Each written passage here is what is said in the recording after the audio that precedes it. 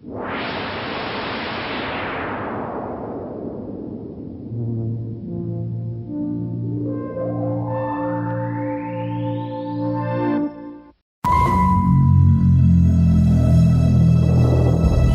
hasn't been a ghost sighting in 30 years. New York in the 80s, it's like The Walking Dead. Your dad never mentioned this to you? It's just my mom. My grandfather died.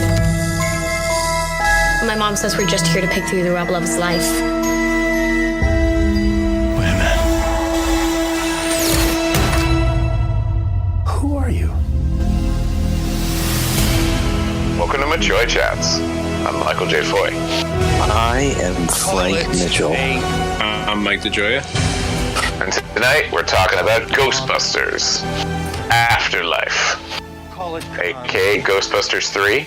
I mean, because I guess the last one was Ghostbusters Answer the Call, which was, I guess technically was just a straight up remake. Ghostbusters 3, but also Ghostbusters 1 for new people. Yes, Ghostbusters again. Oh boy. Well, it's interesting because a couple things here. First off, check out MitchoyChats.com for all our amazing episodes. You will surely wet your pants at how amazing all these wonderful episodes are. Listen, we've talked about great movies, great conversations, great debates and arguments happening at MitchoyChats.com. And that's where you can find it, at MitchoyChats.com. Talk to my dad. But I think what's interesting here is you can trace a line for the next installment of the Ghostbusters franchise for a long time in this podcast, because we talk about it at random times. There was the time that Bill Murray wore his Ghostbusters outfit on that one award show at a random time. Oh my God, that means Ghostbusters 3. So it's like, fucking comes out on stage and just trolls everybody. Right, and like good for him doing his thing. But we talked about the expectation of what a Ghostbusters 3 would look like then, and blah blah blah. So it's interesting to get it now. You know what I mean? It's 2021. Yeah. It was supposed to be released, what was it, 2019, 2020? I think it was 2020, and then it got pushed back to 2021 or something like that. But in either case, it was pushed back due to COVID, the COVID outbreak, obviously. But it's currently sitting at a 7.2 on IMDb and a 63% on Rotten Tomatoes. So it's not 7.2 on IMDb. Yeah. Wow. That's higher than I expected.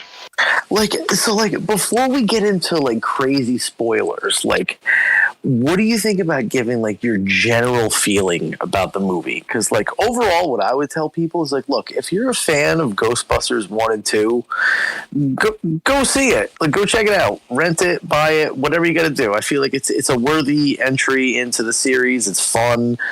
I have problems with it myself, but overall, it's a fun entry in the series. I feel like it's respectful to the past entries.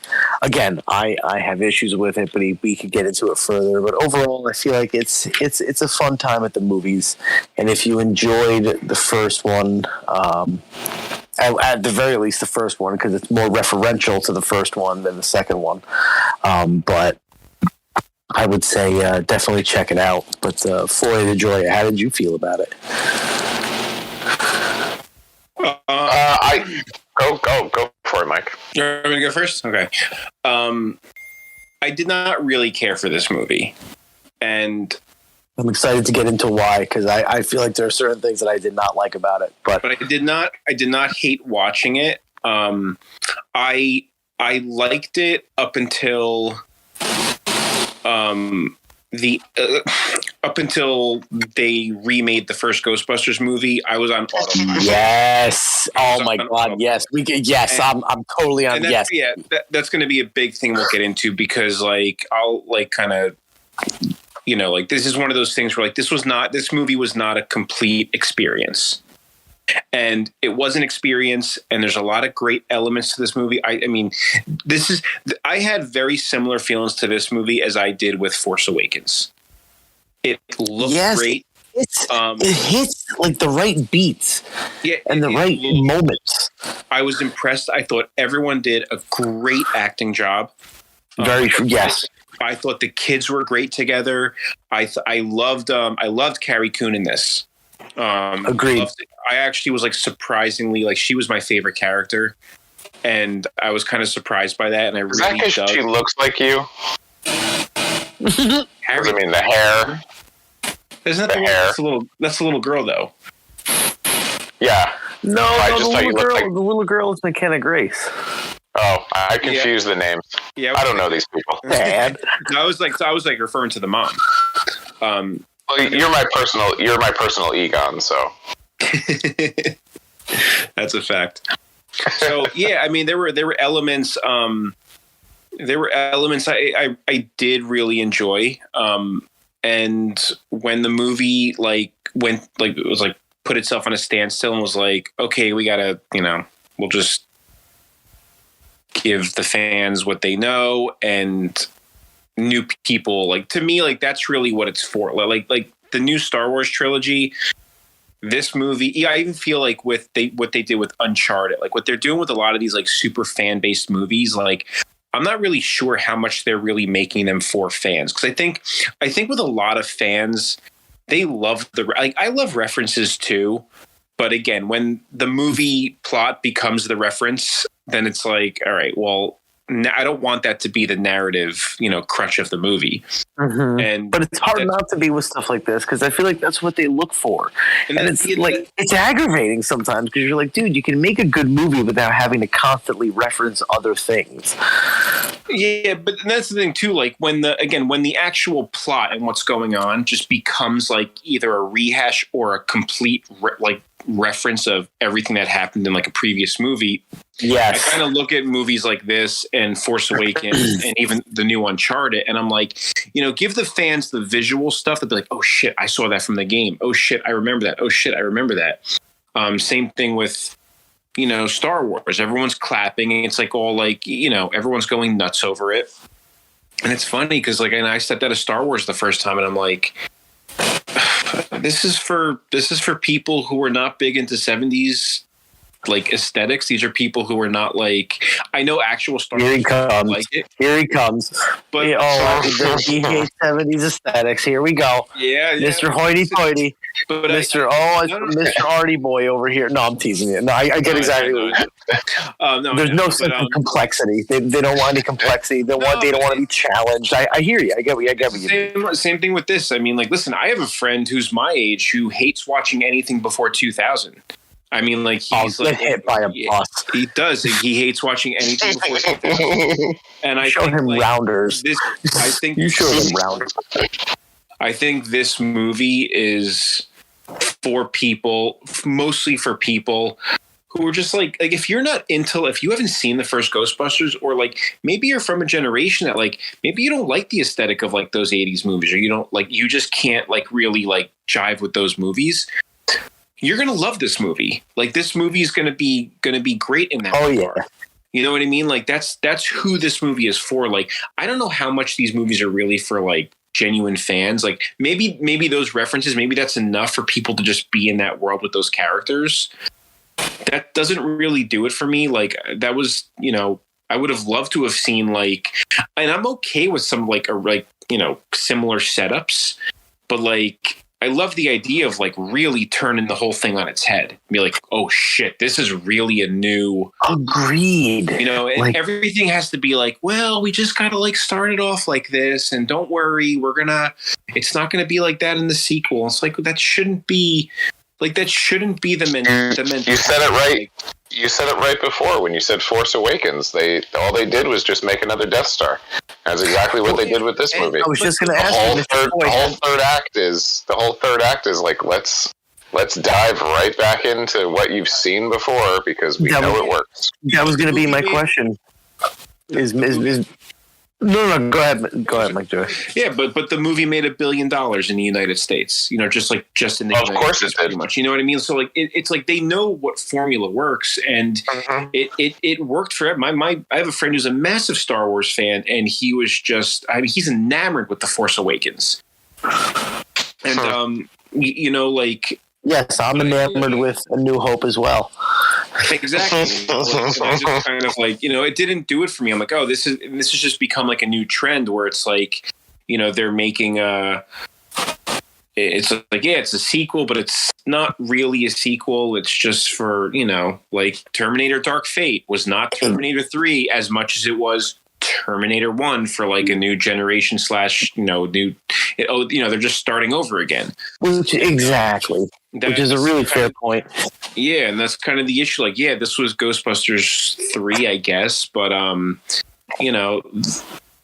guess I'm kind of like getting into, like, we haven't gotten to what Mike thinks of it, but I guess we can go into more detail. But yeah, I mean, listen, it's great. It's going to be great for some people, but like these movies, just like the way they're doing them, it just doesn't work for me. Like I'm on autopilot when they, just start to do like the same exact plot, so. I hear you. I was just going to ask Mike Foy, what do you think? Like you've kind of revealed your hand a little bit, but what do you think about this latest offering of the Ghostbusters franchise? I think the term requel is difficult. There are different versions of this. And the way that movies have diverged over the last decade has produced some very confusing archetypes in terms of like how we're going to tell these stories. So you have an example of this with like the new Halloween Returns. You've got the new Candyman, where they take the story and they genuinely find a way to create a sequel. And it is, by definition, a requel because it is ignoring other sequels. It's rebooting something, but it's rebooting it in a way that is, obviously continuing, a story. But then you also have the ones that fall off and become just a complete rehash of what has come before. Yes. And there is no separate term for that. They're all lumped into this idea of what a requel is. And it's hard because you have like the new Scream, which the new Scream is called Scream. It is Scream 6. It's not a requel. And the movie talks about requels. But it is not a requel, but it has the title of a requel. But it is, in fact, a straight sequel. I mean, it's like they're honestly trying to make this as confusing as humanly possible.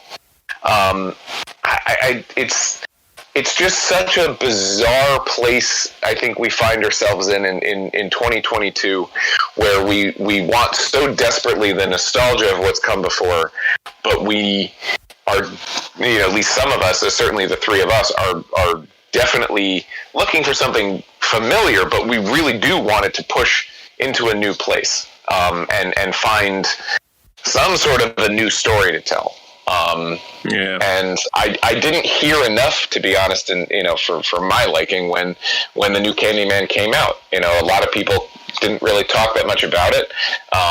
It has I think a 3.3 on Letterboxd. I think it's a better movie than people gave it credit for. I think it's a movie that found a really interesting way to create a real genuine sequel, that expanded the story and found a really interesting way to tell a new story that was so interconnected to the original. I just really appreciate this stuff when it's really well done. So obviously, very long intro to talk about Ghostbusters, but Ghostbusters Afterlife obviously falls into this category. So it has now become one of dozens of franchises where we now have remakes that have been made of them. And then we have now abandoned the remakes and gone back to make requels. So, like, Texas Chainsaw is one of the best examples of this as a franchise where, there's literally 4 of those movies out of, 9 of them now, or 8 of them or something, are direct sequels to the original. but yet you still have Texas like 1, 2, 3, and 4, which are their own like series. It's so beyond confusing. And Ghostbusters has this massive remake in 2016, which created, obviously such a divide amongst fans, because I understand. It's kind of what we've talked about on the podcast and off mic, just about having something like Wonder Woman, where you're trying to have women be central characters and be main characters in a story. And I personally grew up watching somebody like Ellen Ripley, or watching somebody like John Winger in Stripes. I've watched such a variety of characters who are both male and female, black, white, like Asian, American. Like, it doesn't matter. Like, interesting characters and interesting stories are interesting. And I think that a movie, whether you love them or hate them, a movie like Bridesmaids was a really great way to tell a story about women from like women's perspectives, and was genuinely very funny. Ghostbusters 2016 is a remake. It just felt like we have to remake this movie because it's a big moneymaker, and it's been forever. Ghostbusters 3 is not, it's never going to happen. So, just like every other franchise, we've got to remake it. And they wait forever to do it.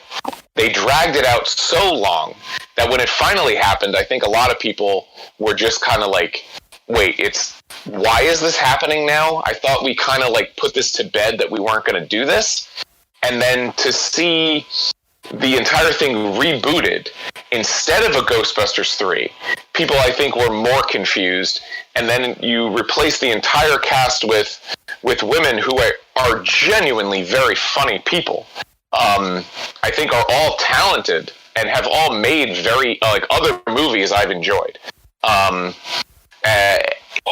You took all of these people who have such potential to be funny and to be interesting characters, and boiled them down to being the same exact quirky character.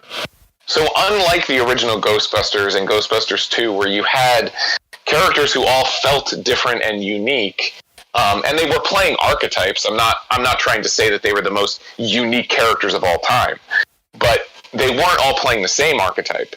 And I think that's part of the reason why the 2016 remake didn't work.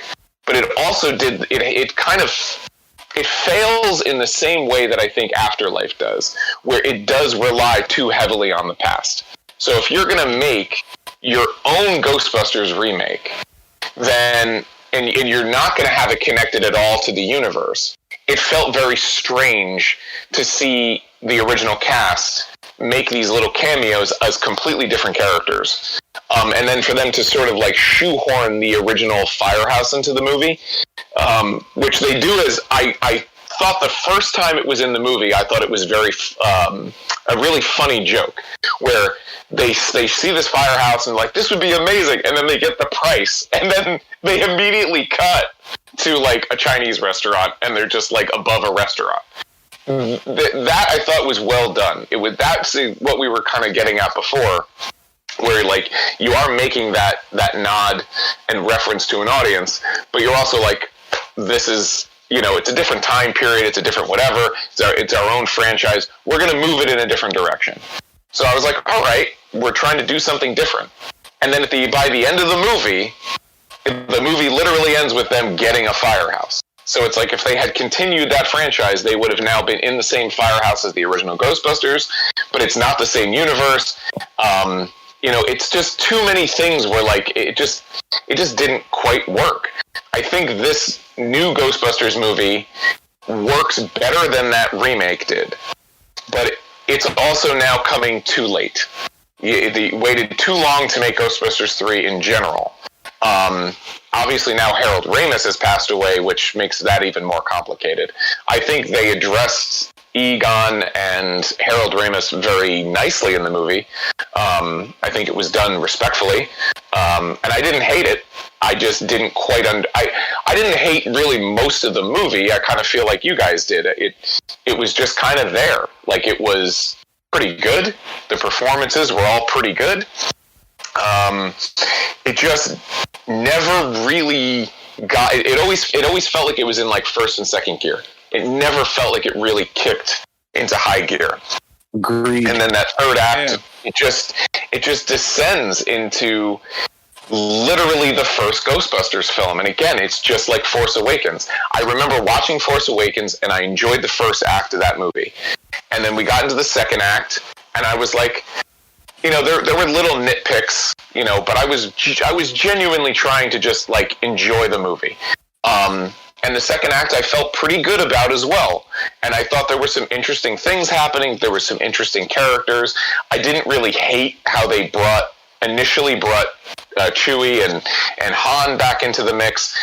But then it did that, exactly what, you know, what obviously my big long-winded point is. It just descends and structures itself and gets it and forces itself really into being the exact thing you've seen before. And I felt like the Ghostbusters 2016 remake kind of did that too.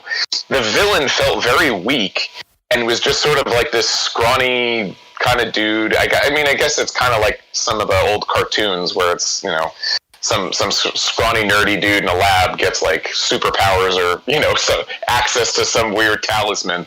But he literally becomes the original Ghostbusters ghost from their symbol, which was in the cartoon walking down the street, but the Ghostbusters never actually busted him as a ghost. So then they made a symbol from a movie that they've decided they are not going to directly reference, but make it their villain. I don't know. Like, these choices are. I get the idea of where they're coming from. Like, you're trying to make something that is familiar, but you're trying to make it kind of your own. And then it's like, well, the marketability of this didn't really work out. So now we're going to shift gears. And even though we supported this movie that we made and told you guys that you were being sexist and being wrong for not liking the movie, regardless of your reasoning, because unfortunately there is a small, you know, percentage of people who were just like, it's for women now, this is stupid, and those people are dumb. That did not inherently make that a bad movie.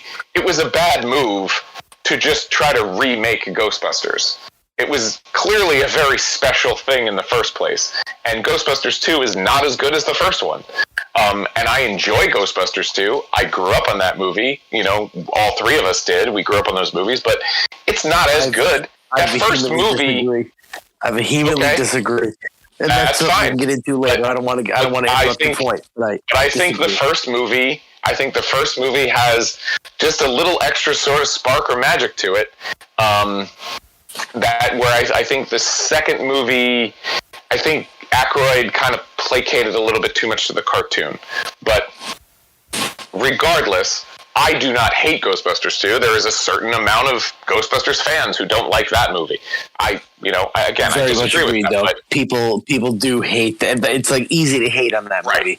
I feel like people are very quick to hate on Ghostbusters 2, and I can feel you. I can feel you on the criticisms overall. You know what I mean? I get you. Yeah, but I also think that, you know, people are not really fair to that movie, and I also think people were not fair to the 2016 remake either.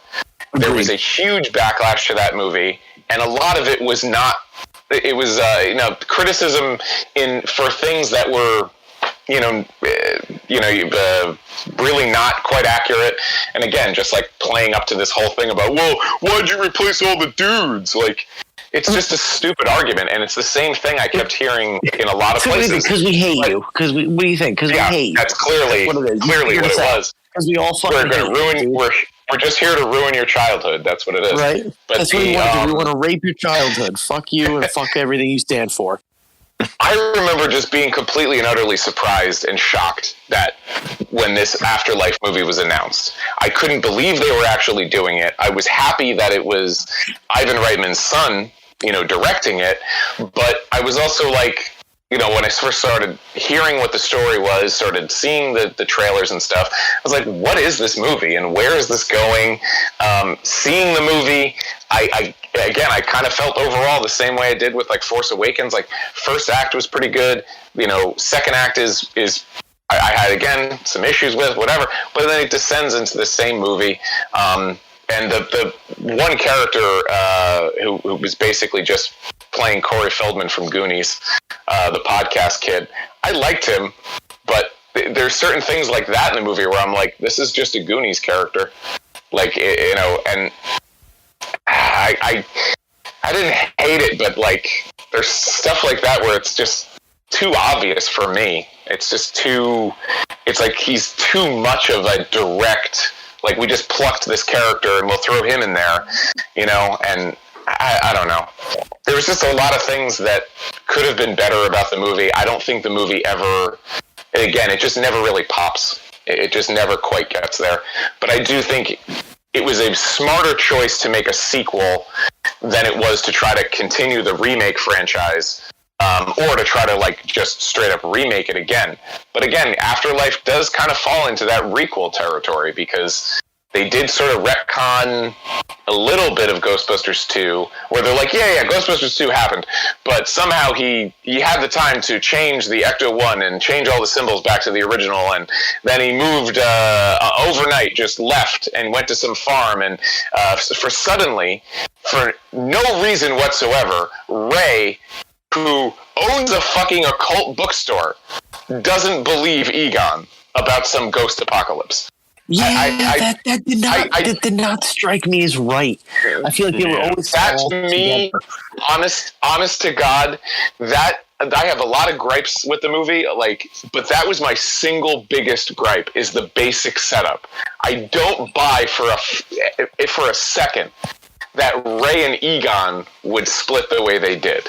I understand why, like, Venkman went off and did his thing, why Winston leaves, like, the idea obviously being, like, the Ghostbusters 1 and 2 events were, like, these big psycho activities, more ghosts than have ever been seen, and then the ghosts die back down afterward.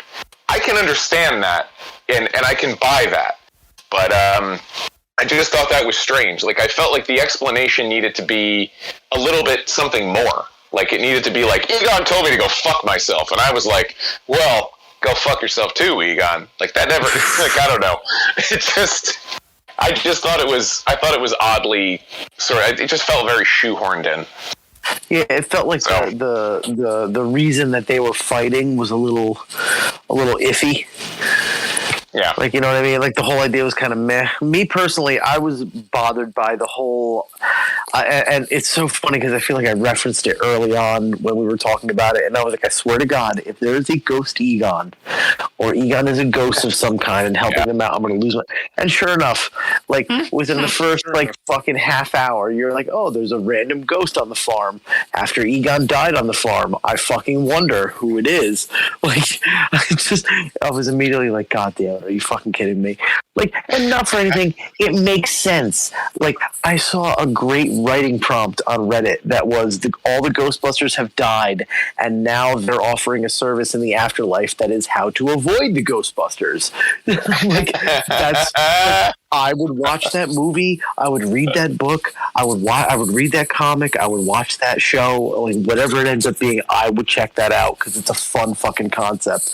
So, like, with something like this, like, I can get on board with the idea of a ghost Egon, like, or one of the Ghostbusters being on the other side and being able to communicate from that side. It's a neat idea, and I want to love it. But the other part of me is like, fuck you, fuck the horse you rode in on, get the fuck out of here with that. Like, it bothers me a little bit. You know what I mean? But, like, I go back and forth on it because, like, I do think it's a cool idea of a way of bringing a character like McKenna Grace into it, who's like, what do I know of my grandfather and who am I as a person? And, you know, I feel like people look at her character sometimes and they're like, what? She looks at everything Egon's done, just instantly understands it. And I'm like, yeah. I'm like, go ahead. I'm like, that's fine. I'm like, I don't care about that. Like it's well, I have less. You know what I mean? Like I don't really give a shit. I have less of an issue with what you were just pointing out, and more of an issue with the fact that Egon apparently had some secret child that he didn't tell anybody about. Yeah, he like kept tabs on crazily. The birth years of it don't make any sense. He apparently had this kid between the events of Ghostbusters 1 and 2. Like, yeah, and like I don't know. Gave Annie Potts like some coin or something. Like there's little bits that they try to retcon in and throw in. What are we talking about here? Right, I'm like, what the fuck is happening? What are you doing, and why are we doing it? You know, like, what are you saying? So why did you hate Annie Potts so much that you wouldn't have a baby with her? Like, for real, like get over it. You know what I mean? Get over yourself. Annie Potts is a catch. All right, fucking. Like Egon came off as such an insanely asexual individual, and for him to just have this secret kid and then hide it away, like it just seems so weird. Yeah, it's just out of left field. You know what I mean? It's just like, and again, like I can believe it. It's just like it seems just so out of place for the character. For a guy who collects spores, molds, and fungus, like Annie Potts was the person to have a kid with. You know what I mean? It just seemed like it would have fit there. You know what I mean? And again, Louis Tully. I know that her and Louis Tully had a thing in the second one, and I know I was a proponent of the second one, so I can't get huffy puffy. But again, just there were things about it that I'm like, you know what I mean? It just didn't make sense. Right, but even though she, her and Louis hook up, like. They, her and Egon always had a thing, and even in the second movie, it's like I don't know. It's just again, it's some of those details. It's just they feel more shoehorned in. It's like, how do we make this story work? Oh, this is how we make it work, as opposed to what's the story? Let's tell a good story. And again, it's a hard balance to work in general. And it's not easy for anyone to create those stories. But with how much time that they had and how much this story has also like changed, I mean, like there's been obviously like 1,000 different versions of what Ghostbusters 3, could be, would be. I mean, technically the Ghostbusters video game kind of counts as Ghostbusters 3 because it takes place after Ghostbusters 2. It would have been a great. Like I would have taken that. You know what I mean? I take that as a third movie. You know, because it makes sense. It goes in line with that. If there were more ghost sightings in more places, it would make sense to franchise out the sort of thing, and it would behove them to be like, all right, well, here's some upgraded technology. Like, you know what I mean? Like, so all of it made sense in the vein of upgrading the story and the tech and whatnot. What's also funny about the game is that the through the course of the whole story, you get these nods to the first movie, to the second movie, to different villains and different monsters or ghosts that they faced, etc. But then it builds to a different conclusion. The third act of that game is something that is not quite what we've seen before, and it does involve Shandor, but it brings you something new with Shandor. I felt that J.K. Simmons was such a funny choice and was so underused. He's in like 30 seconds of the movie. Yeah, it seems like there were scenes cut. Something was lost from that. Like, he was a great choice. I thought that was such a funny idea, and then he was just gone. And I was like, why did we cast him for this? For real. It was almost like they were like, all right, who wants this? And he's like, I'll take it. I don't care. I'll do it. I don't care what happens. It's mine. But in the game, like you go to Shandor Island, and like it's kind of more similar to like what the original idea for Ghostbusters was. It's like the ghost world and the real world are like blending to a certain degree, and the Ghostbusters obviously have to stop it. But they wind up like going into like the other side, and they fight this, gigantic, monster demon dude, whatever. But it was just, that game overall was a more satisfying way to tell that sort of a third story that had the references and still had everybody, because they, was made when Harold Ramis was still alive. So they got everybody to do the voices. They got fucking Walter Peck back in there. Oh man. It is like if you're ever going to get any enemy to get Walter Peck, like every day of the week. But so technically Afterlife is Ghostbusters 4, We're like, did that not happen now? Because when the game came out, Dan Aykroyd, I mean, that's the only problem with Dan Aykroyd is like every time they make a release, he's like, this is the best thing we've ever done, man.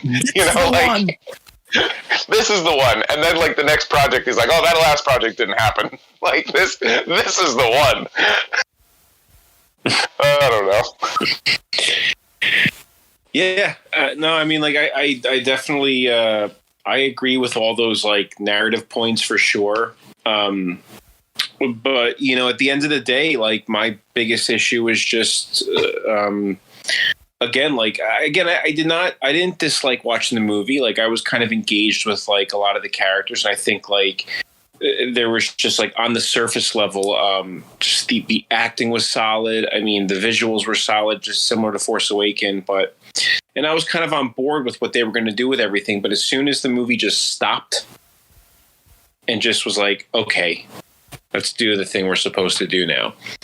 And I found that whole final sequence just aggressively I was just on autopilot. I was like, let's let this be over. Yeah, it's just who cares? As soon as they all walked on, like it's like it was just so weird too. Like this all happens like in the front yard of a fucking farmhouse, and it's just Ghostbusters 1, but in that situation, and the three of them come up, Bill Murray, Dan Aykroyd, Ernie Hudson, and it just it felt like a paycheck shot. It did. That's what it felt like. And like even though they were like doing their thing, it was just like you felt on the screen that they were like, no, we'll come back for a couple minutes. We'll do the appearance thing. And like, I personally would have been much more, the problem is it's like you take something that's like Episode 7, Force Awakens, Ghostbusters 3, and I really wish they would like kind of show us like the end of like a story with these older, like I would have loved to have seen a Ghostbusters 3 with like an older crew and have it concentrate on them. It doesn't have to be a handoff. You know what I mean? It could be but whatever. Like, let it be a little handoff if you will. Like, I don't care about even like kind of like letting it be a little bit of a handoff, but make the fourth, like allow that fourth movie to maybe be the start of a new trilogy and like then do something. Like I would have loved to have seen like if this movie like just became its own thing in its final act, like you had like that's when I'm cool with all the references. You have all the references and all like the nods, but as the movie goes on, as like comes into that final act, it turns into like oh shit, we're in a new world of Ghostbusters now. There's real shit happening here. You know what I mean? Like whether it's Ghostbusters or Star Wars or Terminator or whatever it is. You know what I mean? And because that's what Terminator Dark Fate was, just Terminator 1. You know, as much as it was Terminator 3, it was mostly Terminator 1 for a new generation, a new trilogy, whatever it was. And again, like, I've made the comment before too, like if you like I said, I mean, this movie, like Ghostbusters, is going to be an incredible experience. Like, imagine if like you never saw Ghostbusters in 1984 and you're 8, 9, 10, 11 years old watching this movie for the first time. Like that's going to hit you. Like that's going to like, and like to the point where like you grow up with that and then you go back and watch Ghostbusters 1984 and you're like, yeah, that was a good movie.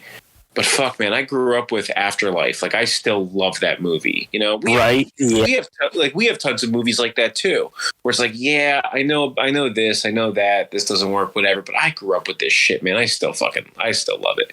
And that's what I think a lot of like kids who are like seeing like Force Awakens and seeing, I've spoke like, you know how many kids have told me that like Episode 2.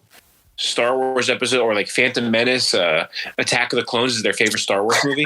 I can imagine. Like that's a big, just growing up with that, it just becomes like, I guess, a different experience. And I think stuff like Afterlife and Force Awakens is going to be a great experience for a lot of younger moviegoers. And listen, that's what they wanted. Like it's always about bringing in a newer generation. That's their thing. And and they know that works. And the movies are competently made, like on like a visual level, on a technical level. But just honestly, like I can't, like, as a certain kind of moviegoer, like I just can't get on board. Like I can't just like be so like again, Alien Covenant was like, he kind of like gave in, he did the alien thing again, and the last third of the movie was just it was a rushed version of what was happening in the first movie, and it just felt like it was too much. Like it was way too much to the fans. Again, it's an example where, like, all the nods, like all the references, it becomes like, we're not giving you a reference now. We're giving you the actual plot of what happened in this movie. So now we're left with like a third, it's not really a third movie. It's more like a first movie for a newer generation, and kind of sort of a third movie, but like no commitment to it actually being a third movie. I was just going to say no commitment to it being a third movie, but it kind of being a third movie. And I'm just not, I'm like not really into that. I'm just not into that new way of like, filmmaking with these like bigger franchises, like, for that younger crew. And it's like, I feel like it plays it very safe. It plays it very safe, and it plays it very boring. And I feel like if you're not going to play it in an interesting way, what's the point? And it's just amazing too, because like there's always the excuse, like, and I've heard this, I mean, producers, J.J. Abrams himself, just different like actors and directors and producers and fans, they all said the same thing about Force Awakens. We had to make it like this. Why do this? So, like, this was how we brought everyone back together. And I'm thinking to myself, I'm like, dude, this is Star Wars. Like, are you trying to tell me this movie would not have made $1 billion if you did something completely different for the third act? Like, just to really push it. And that's why I'm like, well, fuck The Last Jedi too, because the stuff and themes and concepts of The Last Jedi should have been introduced in the first movie. That should have been like a big part of the first movie. Oh, very much. That's why I have issues with like Last Jedi.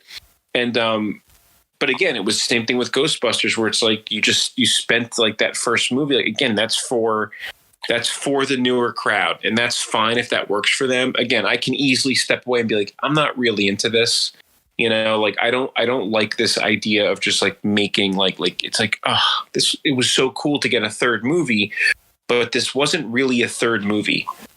Exactly. It was a first movie, like, rehashed. That's the thing that was one of my main complaints with this movie is I didn't want to see a Ghostbusters 1 rehashed. It's like, what's the point? You know what I mean? And I feel like not for anything. I feel like Ghostbusters was a nice mix of scary and comedy. I feel like part 1 had elements of scary and comedy. Part 2 had elements of scary and comedy. I still think about that subway tunnel sequence of when you hear them say Winston, and you're like, oh man, some shit's about to go down. And it's like, it's scary from my head's on a pike for a moment. It's fucking terrifying. Like, but there are also funny moments. Like, there are so many quotable moments from part 2, especially, that I'm like, I think about and laugh about. Janos Potan, I'm sorry, like him alone, he's a gold mine of quotes. But I feel like there are just moments in parts 1 and 2 where I'm like, it's fun, it's scary. Overall, I'm excited to be a part of the crew. And part 3 is like, I'm excited to be a part of the crew, but I feel a little too much like it's like welcome to the crew. Here's your, you know what I mean? It's just like, it seemed a little too manufactured. Like, and again, like, I like it overall, but like the second you apply any sort of scrutiny to it, it's like, all right, well, it's part 1 basically. Yeah, because part 2 is like they didn't have enough reverence for part 2, even though the director has been quoted as saying, "What, you think there's only one painting of Vigo the Carpathian?" And I'm like, yes. I'm like, that is the quote I want to hear from you. I'm like, you should have like made him, like, honestly, make him the villain, or like do something totally different for your villain for this movie, because there's like no reason to keep it the same thing. You already mentioned McKenna Grace. I feel like I agree with you. She was fantastic, as well as Carrie Coon. Yeah. Right? I hate Finn Wolfhard. I feel like I have a note here that says "fuck Finn Wolfhard," but I mean, he's good. I feel like him. I see him, and I'm like, dude, fuck off to Stranger Things. Get the fuck away from me. I'm like, I don't want to see you anymore. Like, I saw you in It. I saw you in fucking Ghostbusters Afterlife. What else do I have to fucking see you in?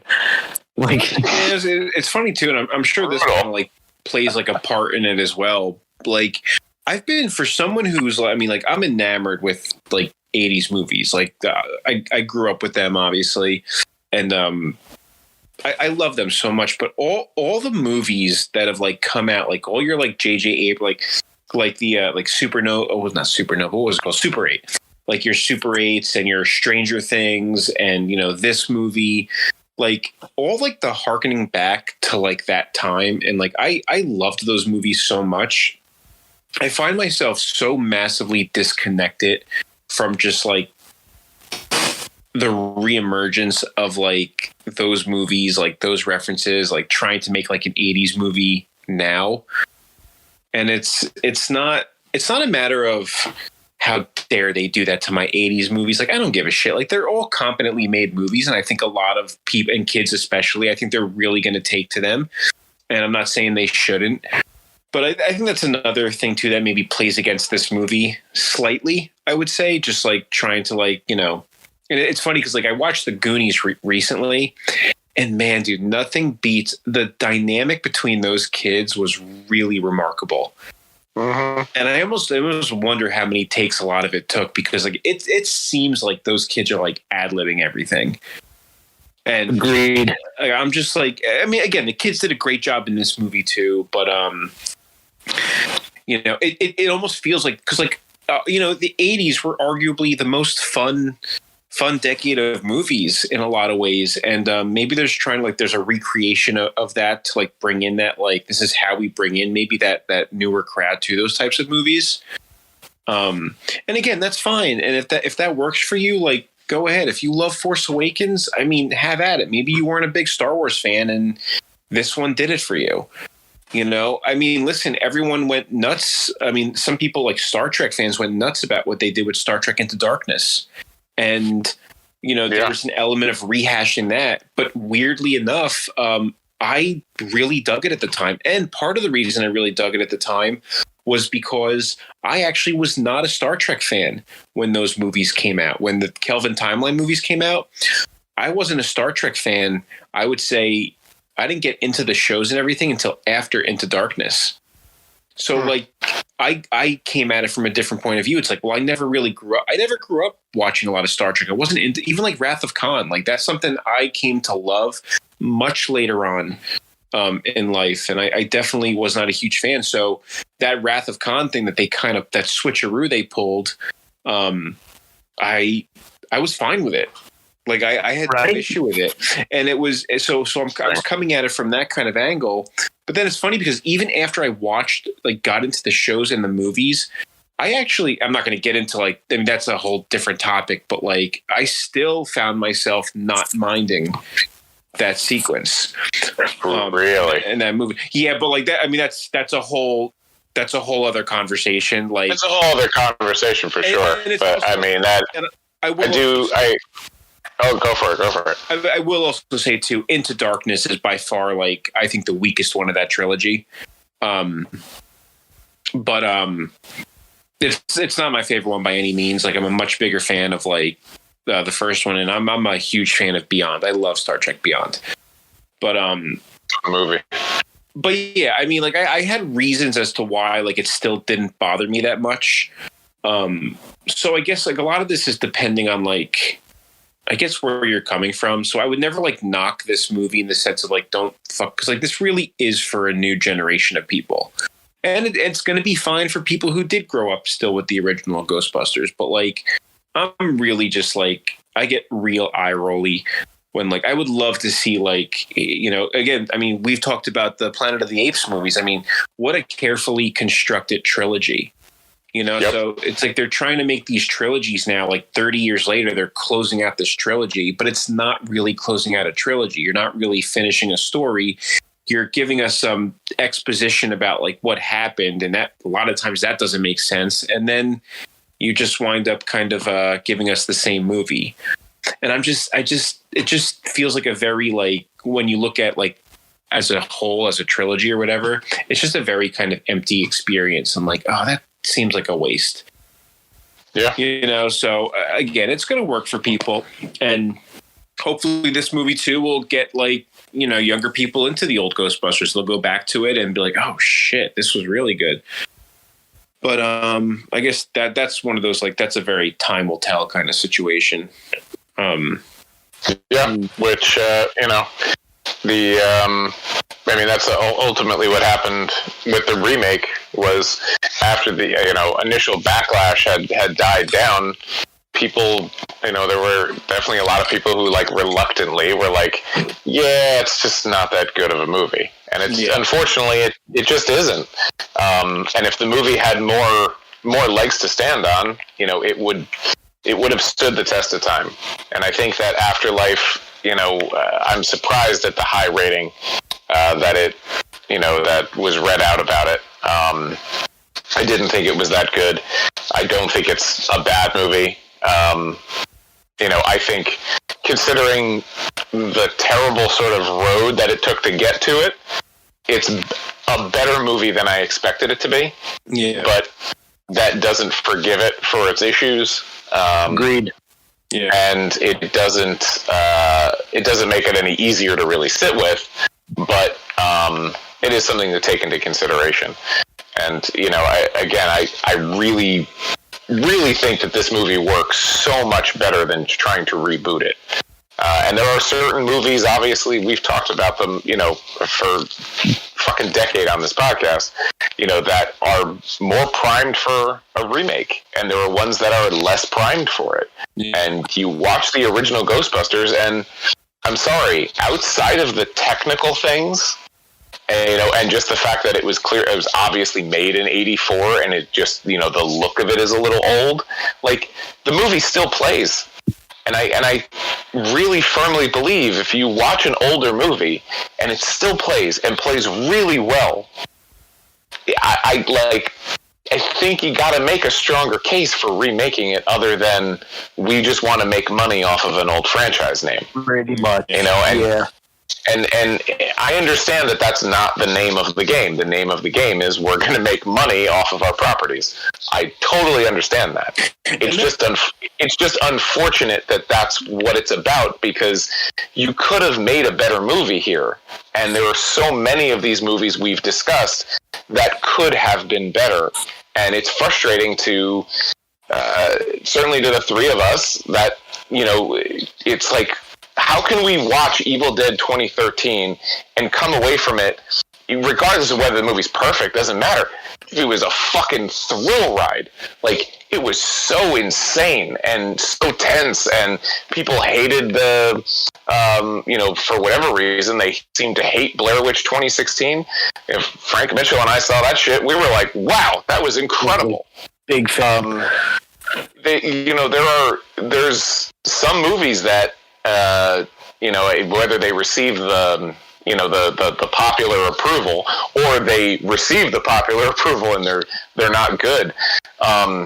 You know, it's obviously the hope is that the ones that are good will stand that test of time, and they'll get that cult status. You know, like The Thing failed miserably at the box office, but, you know, everybody knows it now.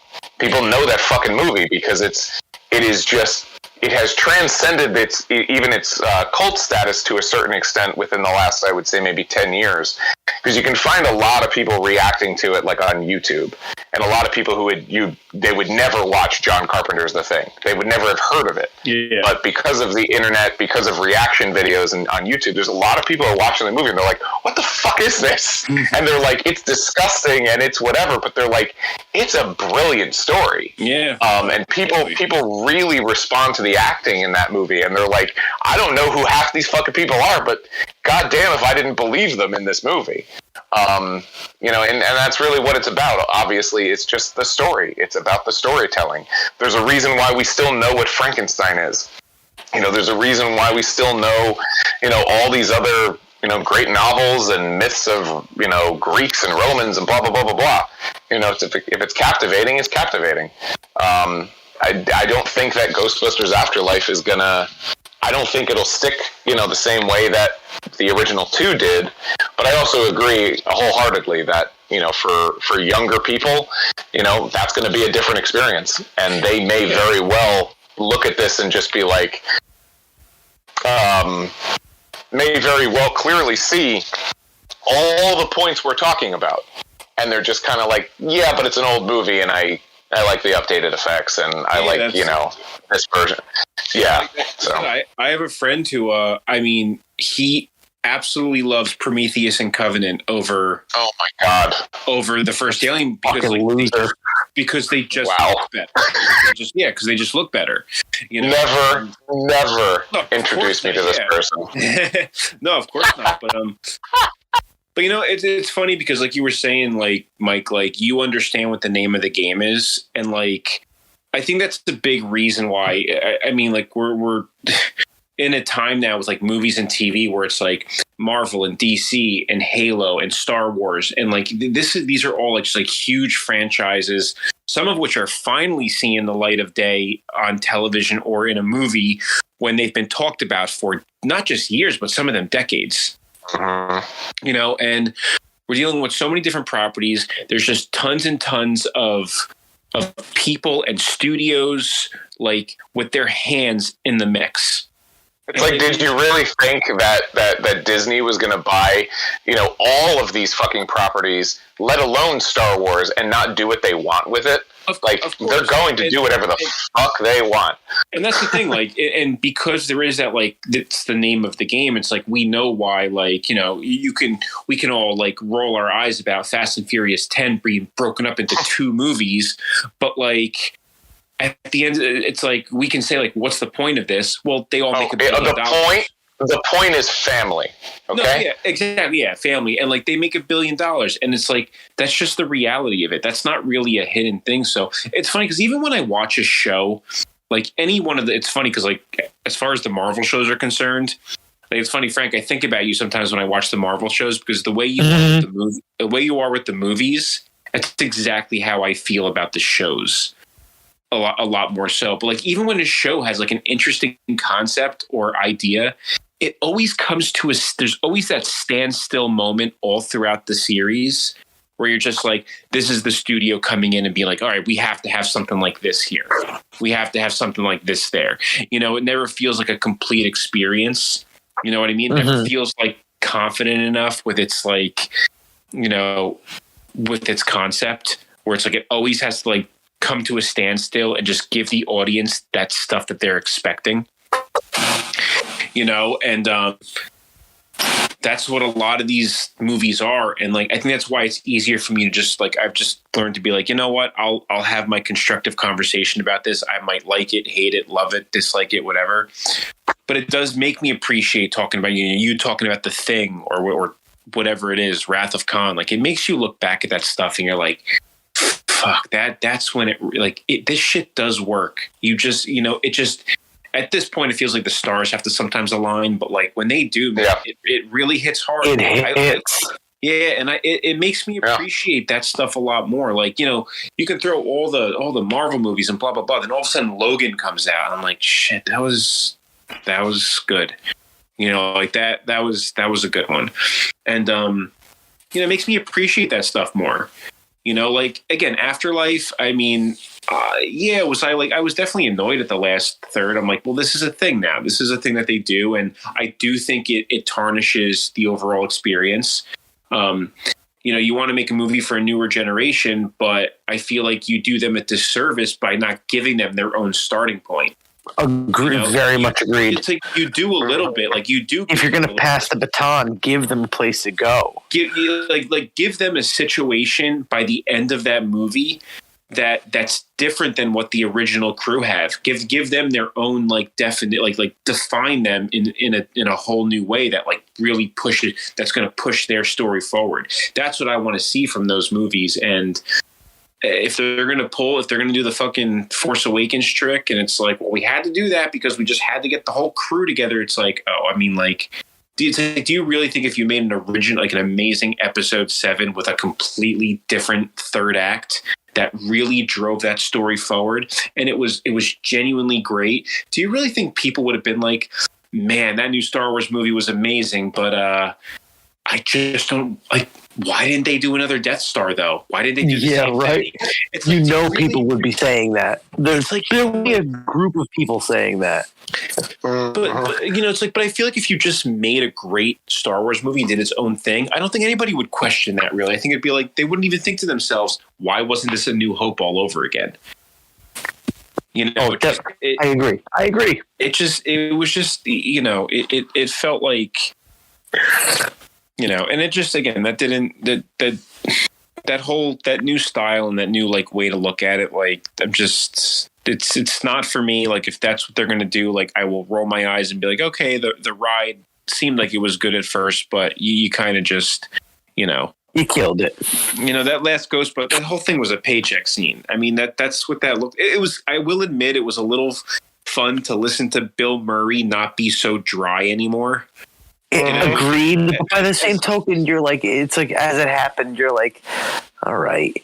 Like, it's like there was something about it that like just felt off. Like, it's the way that it was framed. It's the fact that you spend most of your movie with these other characters, and then you get these little hints, in particular with Dan Aykroyd earlier. But the way that they just show up, it is so out of nowhere. And I understand that it's meant to be like a surprise, because it's meant to be like keeping you, I guess, on the edge of your seat, quote unquote, the whole movie as to whether or not they'll show up. But it's like, it's so piss poorly handled in terms of how they enter it. Once they're there, I do agree that it does have that feel, unfortunately, especially because the way it starts, that's like, we're just here for a paycheck. Then it surprisingly gets a little beyond that, and there's like a decent ending sequence involving them, but they do feel, regardless, like they are in the background of what is happening, and it doesn't really make sense because, again, like, you know, Ray and Egon were thick as thieves. Ray knows, you know, he may not know everything that Egon did, but he certainly knew a ton of fucking shit. You absolutely could have had him involved, like, earlier in the story. It would have almost been more interesting if they were like, let's take a trip to New York, or let's, you know, find blah, blah, blah, and like they go visit them or something. And even though I know that that's a trope in other movies, I almost would have liked to have seen this group going in there and being like, Venkman, we fucking need you. And he's like, no, fuck you, kid. I ain't doing that. And then, you know, then by the end of the movie, and you fucking see him show up, you're like, we knew Venkman was going to come through. Like, it would have been more satisfying. Absolutely, that would have been more satisfying, and it would have fit the archetype of who Venkman was as a character. But you know, I'm not saying you had to do it that way, but it would have certainly avoided that feeling. And it's just unfortunate because the moment is not terrible, but the way that they got there was just all over the place. And I mean, they also then insinuate at the end of the movie that, like, you know, obviously the mom and Paul Rudd are spending the whole movie like flirting with each other or whatever. I guess they fucked as dogs, so I guess that means that Sigourney Weaver and Rick Moranis really did fuck as dogs. So that's fun. I mean, right, there's just extra stuff. Not sure that comment. I'm like, no, thank you. I'm not sure we needed the hard confirmation of that. Right. I liked the idea. Like, look, like, end of the day, I wasn't a huge fan of this movie, and it bothers me so much that I'm about to say this, but yes, I'll watch another movie in this universe, you assholes. Like, if you're gonna fucking make something, you know, Winston Zedmore is, you know, running a franchise here. Oh, there's a red light beeping, so clearly there's something going on ectoplasmically somewhere. I'm like, fine, let's fucking do it. I'm like, let's do it. I'm like, fine. Like, another thing that I wrote down in here is, like, of all the notes that I have here, is another thing that I really loved is that the tech is another character, and I've mentioned this a couple times before, but like I loved hearing the proton pack turn on. I loved hearing the car start. I loved hearing the siren wail from the car as they're speeding around. Like, I love the idea of the gunner seat. I love seeing the PKE meter. Like, I just, all that stuff. Like, I'm a sucker for it. Like, and I hate to admit that I am, but the second I see it, I'm like, you've sold me. I'm like, so even if it's a kid using it, even more, I'm like, yes, because I wanted to be that kid. Like, so there's a level of like, they're playing to the 30-somethings who grew up with Ghostbusters, and I get that. Like, so there's a level of like, I got to play the game a little bit. But the other half of me, like, damn it, like, they did fun stuff. Like, I even love the idea of a ghost trap on like an RC car setup, and they were speeding that around. Like, I thought that was such a fun idea, so simple and quick. Of like, yeah, let's get in the car and let's speed around, like trying to chase a ghost. Like, that's a cool sequence idea. Whether or not it was great in the movie, I didn't really like it. Like, if you're gonna put someone in called Muncher, like, what's the point? Just put in fucking Slimer at this point. Like, it's stupid. Like, I did not understand the point of having this knockoff fucking Slimer. It felt like it was some other fucking movie. For real. Like, what are you doing? Like, just stop it. Like, just do what we all want you to do and knock it off. Like, there are little bits like that where, like, just go all the way. Yeah, it's like aggressively, like, we got to be careful. We cannot stray too far. Yeah. You know, and it's just there's like... there's no comedy in it either. I feel like there was not a whole lot of funny. Like, and that's the thing. Like Ghostbusters, like, you got to be a little funny, you got to be a little scary. I was never as scared in this movie as I was in watching the scene where Dana is sitting in her apartment and the arms come out of her chair, or in part 2 in the subway sequence. Again, I'll mention, but like, I feel like there are moments in parts 1 and 2 where I am scared and I'm also laughing, and I feel like in this movie I don't really have too many parts where I'm laughing or scared. Overall, I'm just like, yes, this is Ghostbusters, kind of. Like, that's pretty much my whole, you know what I mean? Like, it's just like, it feels like Ghostbusters, but I don't feel the joy of watching Ghostbusters. No. So it's like one of my favorite parts of the movie was 100% Paul Rudd showing Cujo to children. Yeah. that gag, I mean, it is definitely just a gag, but like, they cut back like 3 different times and he is just showing these kids Stephen King movies, and it is so funny to me. I was in the theater. This was a movie I saw by myself, and I just was cackling to myself, and I felt a little crazy, but I was like, I don't care. I really appreciate this. The dog's like attacking the fucking car and shit. The kid's like wide-eyed watching it. It was the fuck out. And it's like, why is that my favorite moment of this movie? It shouldn't be. But why is it? You know what I mean? This was one, like, honestly, like, this was my return to the theater from before this. The last movie I saw in theaters was Hustlers. So this was like, I had my baby girl, and then there was that, and then COVID hit. So it was like, all right, I guess I'm inside for the next year and a half. So fuck it. I didn't, movies was the last thing on my mind. And then when this came around, I was like, all right, well, looks like it's starting to die down. So I went with me and my 2 brothers to go see it. And it was the first movie I saw after, COVID. And I'm coming back to the theater. I'm like, this is what you brought me back for? Like,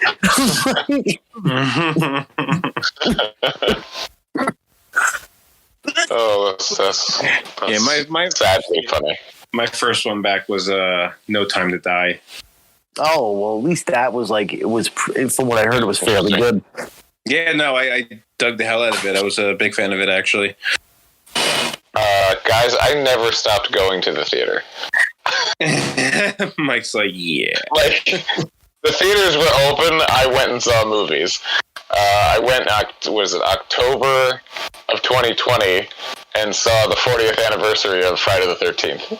Oh, wow. Look at you. But they did actually close down theaters for a while, though, didn't they? Well, I mean, obviously during, like, the initial, like, quarantine period, but I'm just saying that, like, as soon as all that, as soon as that stuff opened back up, or what, whatever, initially, like, I I personally have been going, but it is definitely very nice to see a lot of people heading back to the movie theater.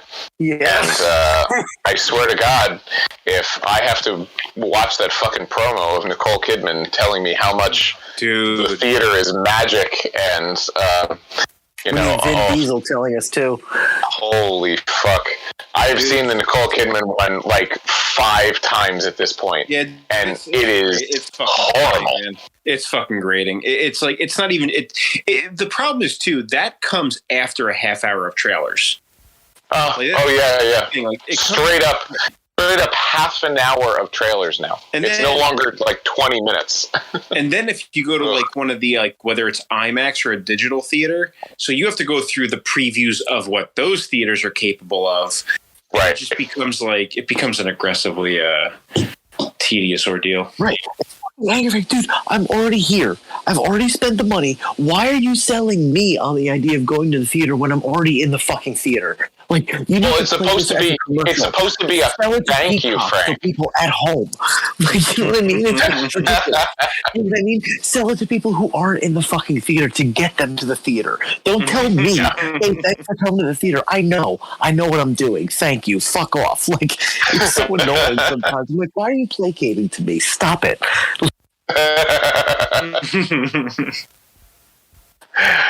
I definitely agree, but I feel like you could kind of make that point about this movie and about other requels that are in the same vein. Like, why are you making this? Why are you showing this to me?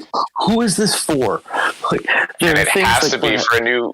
It's got to be for a new generation, like you guys were saying before. Like, it's just got to be that. Hey, we're just gonna make this for some kid who's gonna grow up on this and not the original. Right? Or who's never seen it before?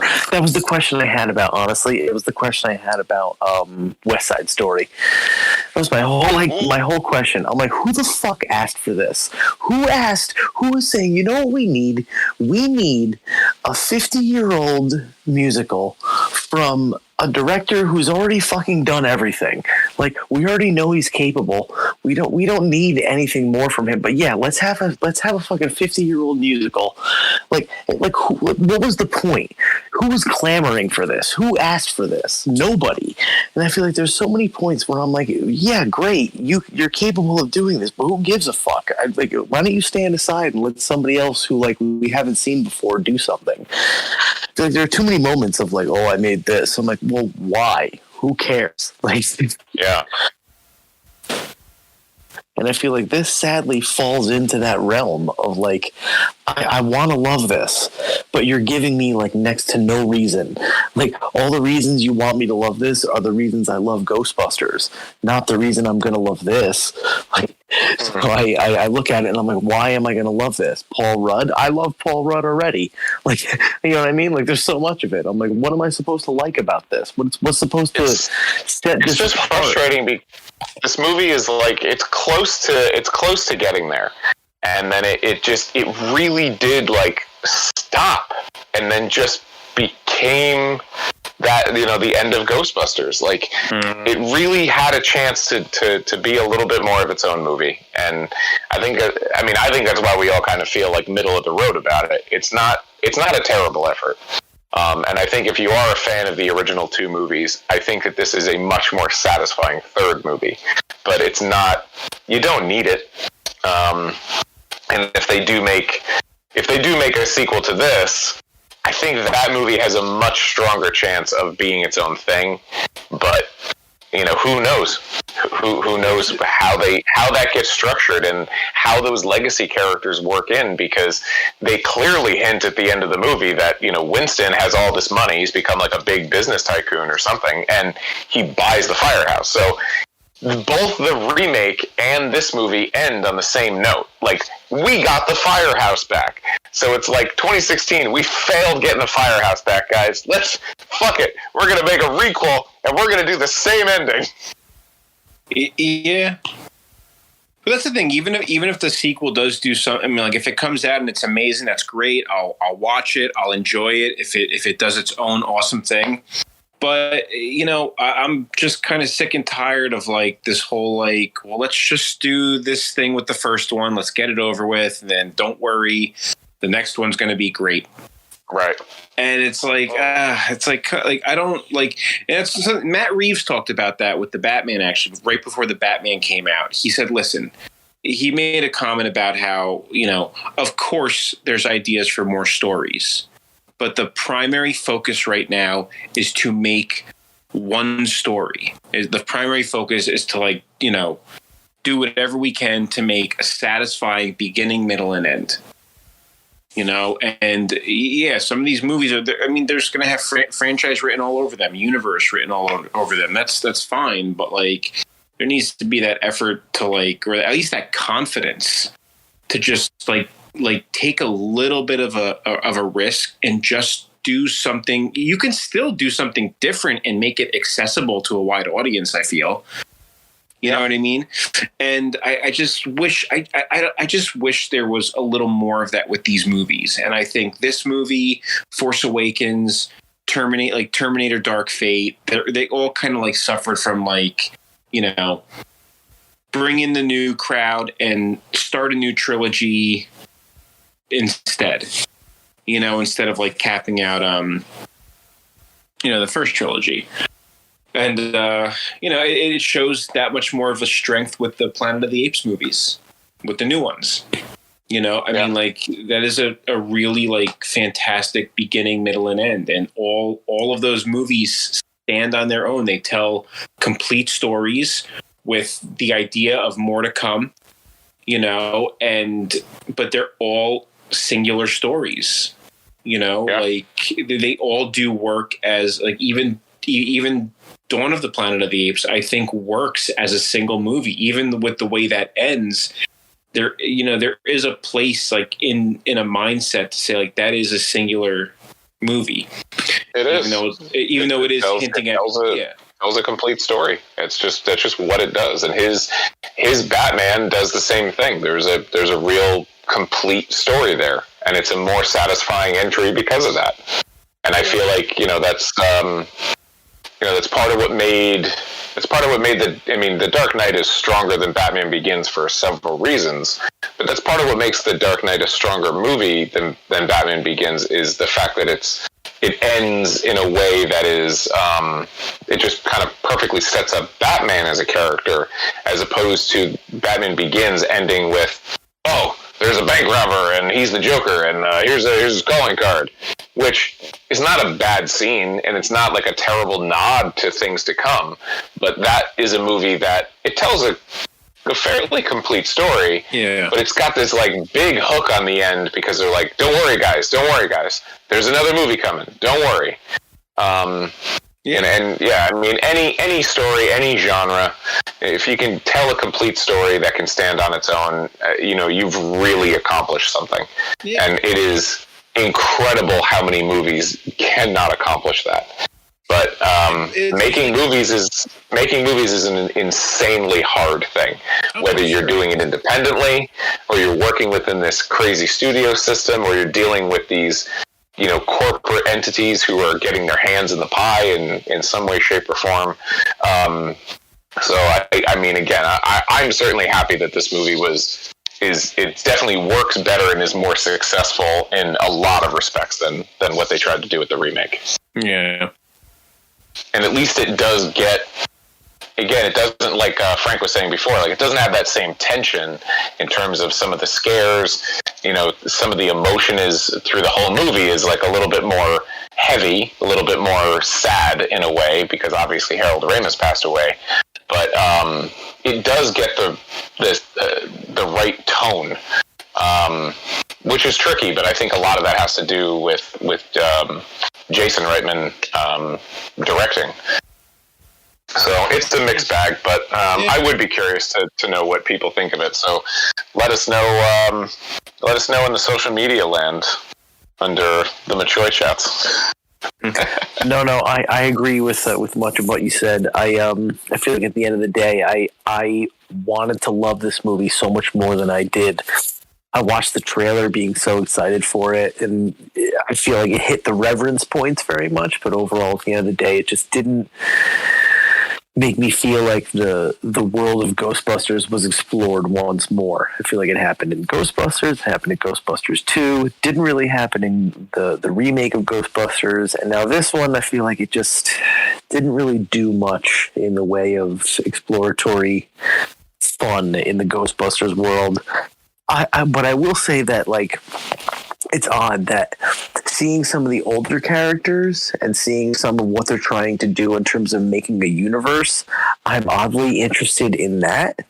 Like, I'm interested in that, and I'm interested in, like, I would love to see more with Grace McKenna, or McKenna Grace, I'm messing up her name, and Carrie Coon. Like, I love seeing their interaction because I think they have an interesting dynamic. Also of the idea of, like, a missing father and how they can bond over that sort of thing. I think that's poignant and that's interesting, and that would be meaningful. But I feel like overall, if they're not going to explore that stuff, then it's like, you know, who gives a shit? You know what I mean? So I feel like, end of the day, like, let's use this to explore some of the family stuff, and if not, then, you know, what are we doing here? But overall, like, I feel like we should utilize the stuff that we have, but if not, then, you know, whatever. Let's get the proton pass cranking, you know, one way or another. Well, I think we need to start the hashtag release the J.K. Simmons cut. We need those extra scenes. We gotta know. We gotta know. And if we don't know, you don't know. And if you don't know, we don't know. And what the fuck are we doing? Mm-hmm. Exactly like you said, Frank. Point? Why are we even here? See? Fucking Frank Mitchell gets it. Why can't you get it, Hollywood? Look, you got to think. If you got a pet, it means you got a responsibility. So if it runs away, you don't look for an hour and then call it quits. You fucking get your ass out there and you find that fucking dog. I mean, there's this. It's not a joke. You're damn right. But I think that's all we have to say about that. For Mitchoy Chaps, I'm Michael J. Foy. I am Frank Mitchell. I'm Mike DiGioia. This has been Ghostbusters Afterlife. Come on, darling.